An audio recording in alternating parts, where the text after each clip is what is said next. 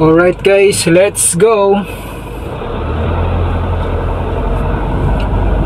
Galing na ako sa school kanina.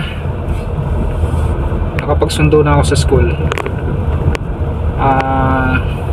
Ngayon pupunta ako ng Pasig.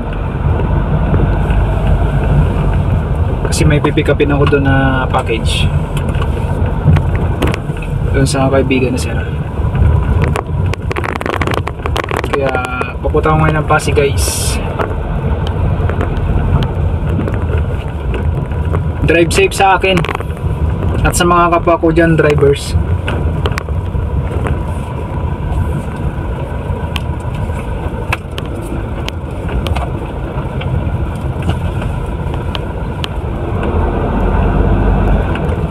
Pero nandito po sa village.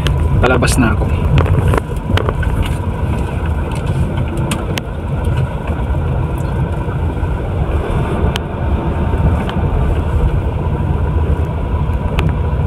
Yun lang guys, thank you for watching.